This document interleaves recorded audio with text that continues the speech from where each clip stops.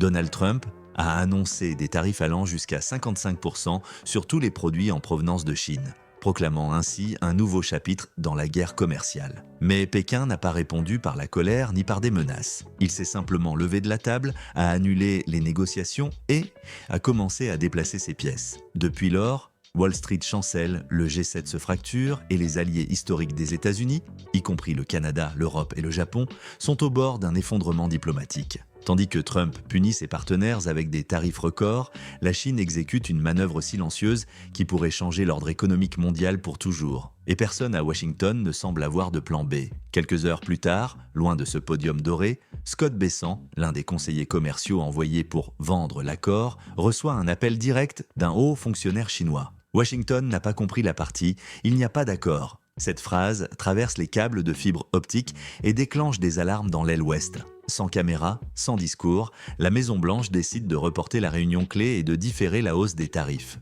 Un repli discret qui en dit plus que n'importe quel communiqué officiel. Avec la manœuvre initiale réduite en miettes, Trump ne revient pas sur sa décision. Il tire à bout portant sur ses propres alliés. Le Canada, partenaire indispensable et voisin inséparable, reçoit un coût de 35%. La Suisse, un pilier des finances mondiales, un autre de 39%. Taïwan, unique planche de salut technologique des États-Unis dans les microprocesseurs avancés, subit 20%. Ce qui, en théorie, devait faire pression sur la Chine, finit par fracturer le cercle de confiance du G7 qui s'effiloche comme une corde usée par trop de nœuds. L'Europe réagit la première. À Bruxelles, les ministres de l'économie font bloc. Le ministre allemand compare la mesure à « couper la branche sur laquelle nous sommes tous assis ».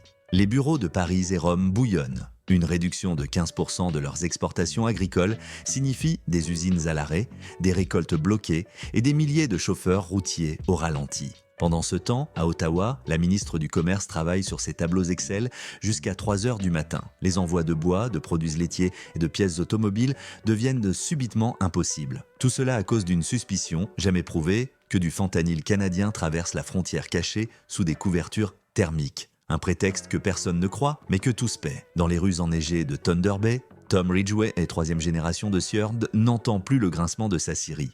Les commandes vers le sud ont disparu en une semaine. On nous a dit que c'était de la politique, pas une question de qualité, balbutie-t-il devant des caisses de pains empilées sans destination. Au même moment, dans une zone industrielle de Houston, Elena Martinez, responsable logistique d'une entreprise de matériel médical, se retrouve à court de capteurs parce que Taïwan ne peut pas absorber le surcoût imposé par Trump. Chaque histoire individuelle ajoute un éclat de plus à ce naufrage collectif. Alors que le chaos grandit dans les arrière-cours des Alliés, la Chine aiguise son silence. Pékin ne répond ni par des insultes, ni par des mesures immédiates. Il parvient simplement, par des réunions à huis clos, à obtenir de Washington un délai supplémentaire de 90 jours avant tout nouveau tarif. 3 mois qui suffisent pour redessiner des routes maritimes, sceller des contrats énergétiques avec la Russie et l'Iran et signer des accords en yuan qui contournent le dollar comme s'il s'agissait d'une monnaie d'un empire disparu. Le dommage potentiel pour les États-Unis n'est pas théorique. Depuis Bentonville, Arkansas, siège de Walmart, on estime que 6 articles sur 10 qui remplissent les rayons viennent de Chine. Le directeur des achats, Andrew Liu, l'explique dans un mail interne divulgué. Une coupure brutale laisserait nos magasins ruraux vides en 2 semaines et les urbains en 3. Il ajoute que l'impact direct se ferait d'abord sentir sur les couches, les calmants pour enfants, les baskets bon marché et les ballons de football. Des produits essentiels pour le bien-être émotionnel de la classe ouvrière, note ironiquement un analyste de marché. Mais la vulnérabilité ne s'arrête pas au panier de courses. La Chine contrôle 70% des terres radars de la planète. Ingrédients microscopiques des avions furtifs, missiles guidés, IRM et voitures électriques. Il suffirait que Pékin répète ce qu'il a fait avec le Japon en 2010, couper les exportations pendant 35 jours pour laisser à l'arrêt des chaînes d'assemblage au Texas, en Alabama ou dans le Missouri. Les ingénieurs le savent, les traders aussi. C'est pourquoi ils tremblent lorsque Wen Jianguo, porte-parole du ministère du Commerce, insinue devant un micro: la patience a des limites atomiques.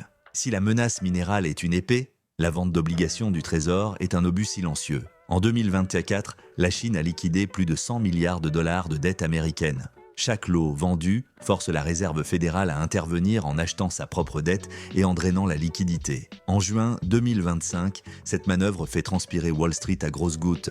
Les écrans virent au rouge, le Dow Jones chute de 600 points et les gestionnaires de fonds reçoivent des appels hystériques à 3 heures du matin. Ce n'est plus une guerre commerciale, c'est un duel financier où un seul côté porte un casque, murmure un courtier vétéran. Pendant ce temps, l'Inde devient un exemple inattendu de défi. Avant la guerre en Ukraine, seulement 2% du pétrole indien venait de Russie. Aujourd'hui, c'est 34%. Delhi a calculé que les économies réalisées sur le prix du baril compensent toute menace de sanctions. Un fonctionnaire indien, sans cacher son pragmatisme, affirme « Nous achetons de l'énergie, pas de la diplomatie ». Cette logique en inspire d'autres. L'Indonésie reconfigure sa matrice de fournisseurs. Le Brésil explore les échanges de réal contre yuan et l'Afrique du Sud adopte le gaz russe comme on trouve de l'eau dans le désert. Le bloc des BRICS, qui il y a 10 ans n'était guère plus qu'un acronyme coloré dans les rapports bancaires, vante aujourd'hui stabilité et sentiment de justice. Singapour, le Mexique et l'Égypte demandent à devenir observateurs. Pour ces économies qui ont ressenti la férule de Washington, l'invitation de Pékin avec sa promesse de non-intervention intérieure sonne presque comme fraternelle. Le résultat est un déplacement sismique. Des routes maritimes autrefois tracées en aiguilles inversées sur l'Atlantique s'inclinent désormais vers l'Indien et le Pacifique Sud. Aux États-Unis, l'incertitude devient quotidienne. Un douanier à Long Beach court après des réglementations changeantes comme on essaie d'attraper des oiseaux à main nue. Hier, il fallait des certificats vert citron. Aujourd'hui, cramoisi, demain, personne ne sait. Un importateur de Boston paie 40% de plus parce que son conteneur a pris le mauvais port lors d'une escale obligatoire. Un fabricant de l'Iowa additionne et soustrait des exemptions qui naissent à l'aube et meurent au crépuscule. Le manuel des règles se met à jour si souvent que les avocats en commerce international facturent comme s'ils imprimaient de l'argent. Ce labyrinthe réglementaire sème la méfiance. Le Japon, effrayé par les tarifs fantômes infligés à l'Europe, gèle l'expansion d'une usine automobile dans le Tennessee. La Confédération des industries allemandes conseille à ses membres de rediriger leurs investissements vers la Pologne ou le Vietnam pour éviter les secousses. Même des entreprises canadiennes, historiquement dépendantes de leur marché du Sud, ouvrent des filiales à São Paulo pour regarder vers l'Atlantique moyen. La logique est simple, mieux vaut gérer des tarifs prévisibles que la roulette russe du Potomac. Tandis que Washington s'en mêle dans sa propre toile, Pékin signe un accord énergétique à long terme avec Abu Dhabi, consolide une ligne ferroviaire de fret ultra rapide avec le Kazakhstan et commence à coter des contrats à terme sur le lithium à la bourse de Shanghai libellée exclusivement en yuan. Chaque mouvement vide, un autre coffre d'influence du dollar. Et chaque fois que la Banque populaire de Chine échange des titres du Trésor contre des investissements en cuivre chilien ou en soja brésilien, le message résonne « L'hégémonie ne se conquiert pas ». Elle se saigne lentement. Dans un café de Montréal, Luc Blanchette, exportateur de sirop d'érable, fait glisser son doigt sur une carte couverte de punaises rouges et vertes. Les rouges indiquent les clients perdus au Texas, en Floride et dans l'Ohio. Les vertes, de nouveaux acheteurs en Corée du Sud et aux Émirats arabes. La couleur révèle le monde post-tarif. Le sirop préféré des pancakes américains parcourt désormais 16 000 km pour sucrer des desserts à Dubaï. Au début, c'était une punition. Aujourd'hui, c'est une bouée de sauvetage, dit Luc en remuant lentement son café sans sucre. Au même moment, dans un bureau sans fenêtre du Capitole, un conseiller républicain déchire un rapport de 50 pages aux graphiques rouges et noirs. Des projections qui dessinent la perte de leadership dans les exportations agricoles, la montée des taux d'intérêt et le déplacement de la manufacture vers le Mexique et le Canada. Une phrase se répète dans le document comme un refrain amer, fuite de crédibilité. Le mot fait plus mal que déficit ou inflation parce qu'on ne le récupère ni par une réduction budgétaire ni par un plan de relance. La crise atteint son paroxysme lorsque la Réserve fédérale annonce, à minuit, une intervention extraordinaire, un achat massif d'obligations pour freiner la montée des rendements. Les écrans de Times Square, habituellement inondés d'offres brillantes, montrent en temps réel l'effondrement du ticker boursier. Un groupe de touristes canadiens murmure quelque chose sur l'effet boomerang. Dans le NUSE, un opérateur lâche un soupir arraché à la pince. Je n'aurais jamais cru voir notre gouvernement devenir la variable de risque. La psychologie collective change. Pour la première fois depuis des décennies, les rapports sur le risque pays mentionnent les États-Unis aux côtés d'indices qui, auparavant, ne concernaient que des économies émergentes.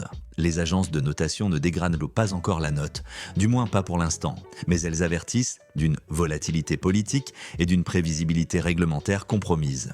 Une phrase diplomatique qui, traduite, signifie « le géant n'est plus fiable à 100%. » Sur cette incertitude, les BRICS construisent des arguments séduisants. Un système alternatif qui ne punit pas l'interdépendance, mais la récompense. Ils organisent donc des forums, financent bien des ports, proposent des monnaies numériques soutenues par des paniers de matières premières. À Johannesburg, un ministre africain de l'économie résume cela avec une métaphore simple. Si Washington érige des murs, nous construirons des ponts.